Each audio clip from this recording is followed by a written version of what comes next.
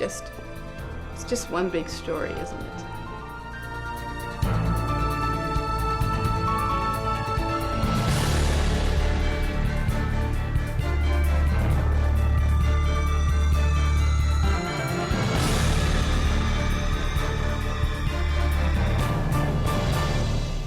Hi everyone, welcome to the Story Connection. I'm your host, Donna Wilberg.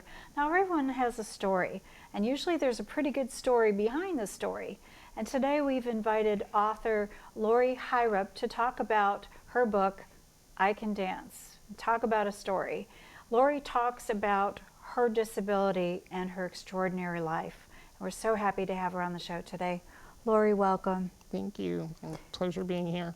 Well, first let's start out talking a little bit about the background, what kind of disability you have, when this was discovered. Okay. My disability is called spinal muscular atrophy, type 2.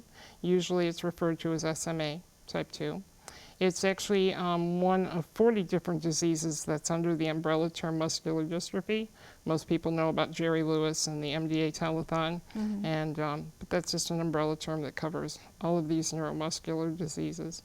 I was actually diagnosed probably around 18 months. My mother had a normal pregnancy and childbirth, and everything seemed fine. I reached all of the typical infant milestones, but when it came to walking, at best, I only took about 8 steps that were unassisted. So by the time I was 18 months, she finally had to face facts that something was wrong. So she took me in, and I was actually diagnosed with ALS, which is what the famous baseball player Lou Gehrig died from. They told her I would only live a year, and she was pretty devastated. I imagine. And took me home. She was separated from my dad at the time. Decided she didn't want to live without me, put me down for a nap, turned on the gas, and thankfully, she decided after a few minutes, what if the doctors are wrong? And I guess I'm living testimony here that they were. Wow. So, yeah. So that's my disability. And basically what it is that the brain sends a message to the spine, and I don't have the same number of motor output cells that you do. So let's say you have 100 and I have 50, and at birth you can't really tell because there's such limited body weight and movement. But by the time as we grow, it becomes more and more apparent that I don't have as many as you do, and I lose more and more function as I get older. So, but I have complete feeling throughout my entire body, and full bowel and bladder control. So both of those things are a blessing. Yeah. Yeah. And, Wow. Well, that's a pretty incredible start. So, how old were you when you started feeling the disability? Were you in a wheelchair for? I was in braces and crutches from the time I was 2 years old until I was 5. At 5, I could no longer hold myself up on the crutches. They went from going for full-length leg braces to including a hip brace, and then eventually a body corset, and by the time I was 5, I just couldn't do it anymore. Wow. So I went to my first manual wheelchair. First power wheelchair, got it the week before my 8th grade graduation, which was very exciting because I got to march out with my class, and that was a first for me. I don't know that there was ever a particular time that I acknowledged that I had the disability or that I was different. I mean, I knew I was different, but I lived in a really small town, which is a wonderful place to be because everybody knows everybody and looks out after everyone. And so, I knew that I couldn't be outside in the snow when the other kids were out playing in the snow or at recess, because I'm 58 years old, so back then they didn't have ADA or, things like that. But I don't know that I really thought a whole lot about having a disability. My mother was the perfect parent for a child with a disability. What she couldn't take me to, she brought to me. So my friends, our house was always a hangout. She became the team mom for many of the sports and things so that I could always be at all of the activities. And so, I would say probably not until much later did it really sink in that, well, I'm different, but by then it was okay. Yeah. So you participated in normal things like normal kids did, parties and... Yeah, my friends had to learn how to help me use the restroom and things like that. Otherwise, I couldn't go to a slumber party without an adult being present. My mom was always of the attitude that in order to grow, you had to take risks. And she decided early on that I was going to be treated like every other child. I had my chores, just like the other kids did. I used to have to wheel myself around the living room in dust. It took me an hour. Probably would have taken her 5 minutes. I had to scrub the bathroom sink because it was my height. And I even had to do dishes. She would have to clean all the pots and pans, all the glassware, and then set me up in a bar stool with all the plastic stuff.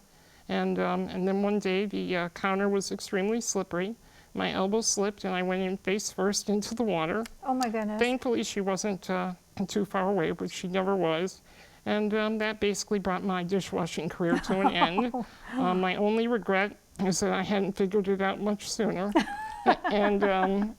But what she did for me is she gave me the ability to be complaining with my friends as they were complaining, and she just made it a way for me to fit in. That is so incredible, so incredible.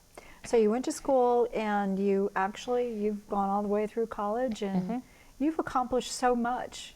Oh, thank you. So many things that you've done. I graduated, well, I was the only person with a disability at my grade school. And then actually at my high school as well. I was able to go there because we had a freight elevator that my friends could get me upstairs to my classes. Again, they were the ones that assisted me with the restroom. There wasn't special ed or any aides or anything like that. I graduated at 17 with honors. I went to Arizona State University where I got a bachelor's in communication disorders. Then I went on and got a master's degree in rehab counseling and eventually earned my clear professional teaching credential for elementary ed. So what was that like for you? Now, were you accepted? Were you able to get jobs easily, or was your handicap or your disability a handicap? I would say I had no problem going through school and earning the degrees, and I was accepted all the way. But employment was probably the biggest challenge I had in my life. I had taken time off after I had school to get married and have my kids. I have a 32-year-old son and a 28-year-old daughter. And afterwards, when I tried to find work, it became really difficult and very apparent to me that the disability was in fact going to be in the way. I eventually wound up suing a school district. Not that I'm a sue kind of person, but I felt if somebody didn't fight for my rights, nobody else was going to. Exactly. You know, and I won the lawsuit, but not really, because I knew if I ever tried to get a job there again, they would just set me up to fail. Yeah. So I continued to look around and try to find work that I could do, and it wasn't until I was 45. I got my first full-time job, and I was a program manager at an independent living center, which is a nonprofit that provides services for people with disabilities. Not a residential, but just a place that encourages independence. And so for the first time in my life, in terms of employment, my disability was an asset. Wow. So I was program manager for 10 months before getting promoted to the executive director. I did that for 3 years and then got appointed by Governor Schwarzenegger as deputy director for the State Council on Developmental Disabilities. And 2 years later, I was promoted to chief deputy. So I went from no employment to like this whirlwind romance of just kind of climbing the ladder quickly. Top of the heap. Yeah, so I really went boom, boom, boom once I got a chance to prove myself. That's incredible. Okay, let's go back to talk about some of the things that you face with a disability that maybe people out there don't understand what it's like for a person, or what, you know, it's not just the fact that you're confined. You know, there's a lot of other things that go along with it. And you talked about your stepfather in your book, in this wonderful, wonderful book. Thank you. And he was incredible. He was a godsend. He was. So my mother was divorced. He was 10 years younger, and I was 10 years old. And so not only did he accept her and love her for who she was, but he accepted her child with a disability and completely raised me as his own. I was never intimidated to have him lift me or do anything personal, because as I got bigger, it got harder for my mom to handle me. So he helped with the restroom and things like that. I think the only thing he kind of stayed away from was menstruating, and I can't blame him. I wanted to stay away from it too. So other than that, though, he pretty much did everything for me. And yeah, sadly, I just lost him 5 months ago. So yeah, I'm sorry to hear that. Well, it's part of life. So Yeah. Well, this book, you really say a lot of kind and wonderful things about him, and how he was a perfect dad. And yet, you know, as perfect as he was, we had our typical high school age quarrels. I mean, I remember being like many stepchildren. You're not my dad. You can't tell me what to do when things didn't go quite my way. But by the time I graduated high school, we had resolved any of those differences, and I realized that any rules he put upon me were really for my own good. But I guess we all eventually reached that point of realizing that's why our parents do the things they do. Exactly. So, well, this book reads like a Harlequin romance novel. I don't know how much you want to share, but well, you've had quite a few relationships. I have. I grew up, people have this image that someone with a disability isn't going to date. I learned very young to use it to my advantage. If there was a guy that I kind of had a crush on and we were driving in the car, as we turned the corner, I'd reach out and grab his leg, saying, "Oops, I didn't want to fall." Once you break that touch barrier, it makes it easier to get close. I think my first crisis with guys was in 7th grade. I had to dance, and none of the boys would ask me to dance. My mom picked me up in the bathroom, and I was in tears. And she said, "Miss, boys at this age have trouble dancing with any girl, one who's in a wheelchair." The very next dance we held, my girlfriend's brother asked me to dance. Now, I don't know whether she paid him or whatever, but the fact is he did. And once he did, the other guys followed suit, and kind of got over that particular crisis in my life.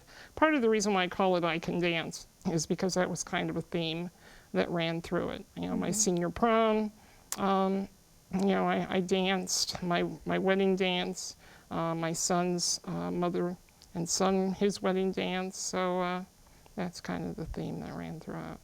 Wow. Well, what a beautiful statement. Oh. It says it all. Thank you. Wow. Okay, so you have 2 children and grandchildren? 3 grandsons, 3, yes. wow. And my son's a carpenter back in Minnesota, crazy him.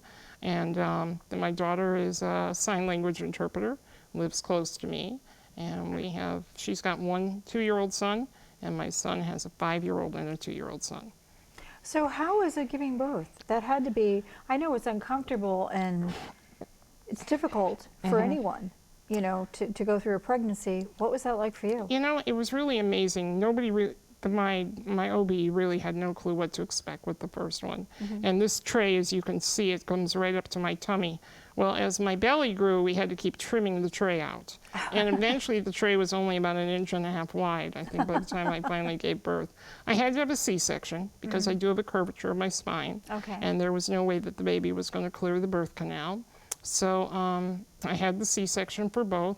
But amazingly, nature really was on my side.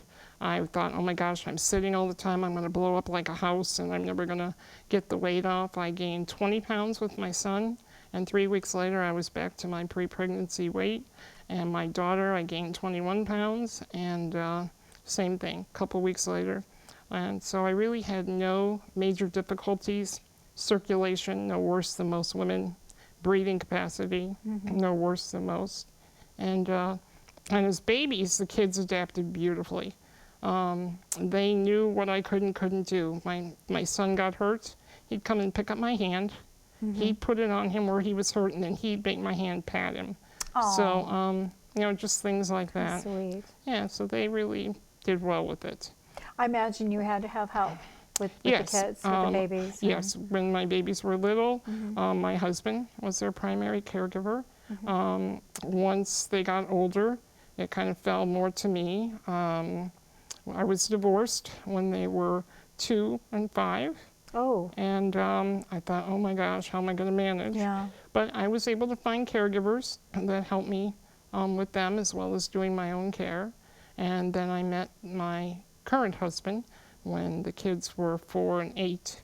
And we've been together since. So. Now that's part of the romance that everyone needs to read because, you know, disability or not, that was a great story. It was, and you know what? It's kind of like my stepdad here. He accepted and fell in love with a woman with a disability, a woman that was divorced, and accepted her 2 children to raise as his own. So I'm blessed in that those kind of men keep coming into my life. So That's amazing. it is. Absolutely amazing. So what inspired you to write the book? Well, you know, when the kids were little, I had this fear that they were going to go to school and they were going to be made fun of about having a mom in a wheelchair. So I thought, well, I need to nip that in the bud. So from the time they started school, I started speaking. I would go meet the kids, get comfortable, and I did that for a lot of years. And once I started working, you know, everybody was always saying, oh, you should write your story and share. And I'm like, I don't know what people would be interested in or not. So I basically, finally, when I was near the end of my job, my health kind of took a nosedive. I couldn't keep up with the high demands of my position. So I thought, well, maybe now's the time I should start writing. So part of it is I wanted it to be a resource for other people with disabilities. And then as I started writing it, it was kind of made me feel all warm and fuzzy. It was like kind of taking this wonderful stroll down memory lane. And soon I recognized that what an incredible legacy I'm leaving behind for my children and my grandchildren and those that follow. So kind of it all just kind of snowballed into that. So. Well, it's a beautifully told story. Thank you. And there's a lot of good stuff in there, girls. You know, I know. I was like, really? Well, you know, one of the things I tell people before they read them, I always warn people, and not that I think it needs a warning, but the book is very candid. I wrote it, you know, you asked why, there was the resource, there was the legacy, but probably one of the biggest things was to increase people's awareness about what it's like to live with a disability. We've got a lot of attitudes out there that, oh, poor them, their life is so miserable, and that's not really the case at all. I wanted to see people to see that you can live a full and happy life, disability or not. Being able to walk does not ensure happiness. And so I wanted people to understand that it's really about attitude. Regardless of what's handed to you, you know, you can make your life work. So I had an experience in college where I wanted to get on the pill, and I had a medical doctor ask me what I wanted it for. He said he assumed being in the wheelchair, I couldn't do anything like that.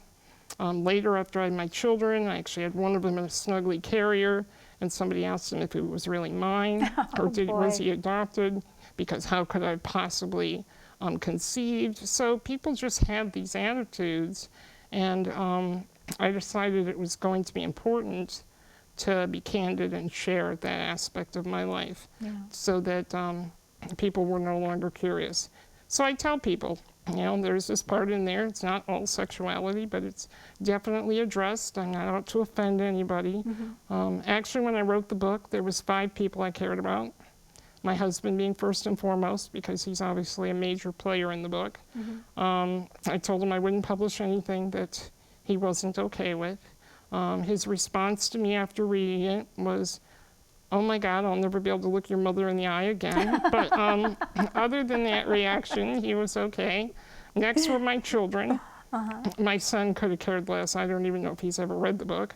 My daughter, being more involved with the disability community, actually came back and gave me other stuff that I needed to talk about because of her friends that had had those questions. And then there was my mother and my mother-in-law. And I got the blessing from both. And at that point, I just decided, you know, anybody else, if you're not comfortable with that part, then don't read it.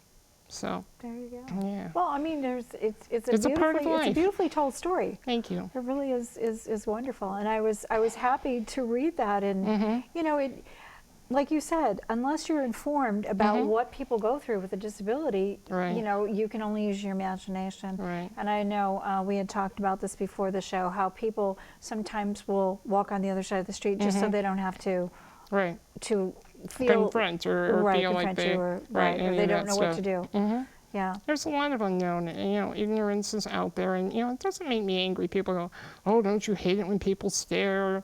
To me, it's exactly like you said. People just don't know, and so I've kind of taken it on as my own personal mission, I guess, that, to educate people about having a disability.